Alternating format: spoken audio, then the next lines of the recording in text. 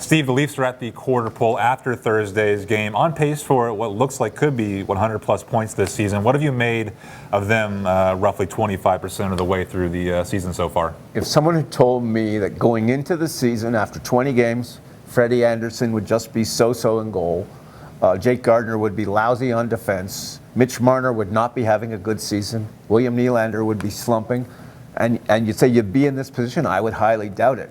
And Austin Matthews will be hurt for 3 games. So a lot of things have gone wrong for the Leafs, while at the same time, they're producing. So I think they're growing as a group. Individually, they have some places they need to get back to, and they need some of their better players to start playing like they're better players. And we talked about Matthews being out those 3 games. Even you probably wouldn't have predicted how well they would have done throughout that period. Who's stepped up? Underrated storylines, underrated guys this season people aren't talking about? Well, I think all season long, the defense pairing of Morgan Rielly and Ron Hainsey has been a real bonus for the Leafs. Rielly's having career numbers right now. He's on the power play. He's creating a lot of offense. He's one of the leading defensive scorers in the NHL. And I think Ron Hainsey's one of these veteran guys, perfect name, by the way, a hockey player, Hainsey. You don't have to even give him a nickname. His name's already a nickname. He's one of those defensemen you don't notice.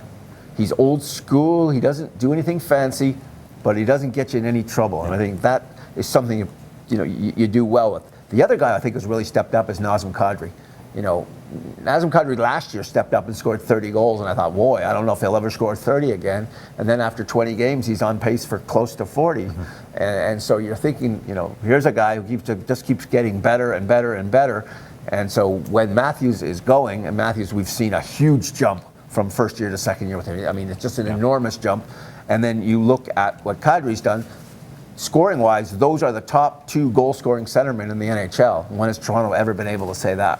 The Leafs, before they went on the West Coast trip, we had talked about them being a top 5 team. You had them in your top 5. Just wondering, based on what you've seen since then, top 3, top 2? I'm going to stay at 5. There's one great team right now in the NHL, and that's Tampa Bay. And after that, you look around and you say, nobody's really jumping out. Maybe the St. Louis Blues, but they have a history of not performing in the playoffs. And so you look at who can win the Cup. Well, nobody looks like they're jumping out and saying, we're the team. And so the Leafs are still in that sort of like the barking dogs outside the house kind of thing. They're close. And if they can play at their highest level, I think they can be really close. But it's a question of what you do in April and how it counts. But this is a roster that's built not just for this year, but for next year and the year after and the year after. And I think that's the exciting part of this team. Check out more of Steve Simmons' work in the Toronto Sun every week.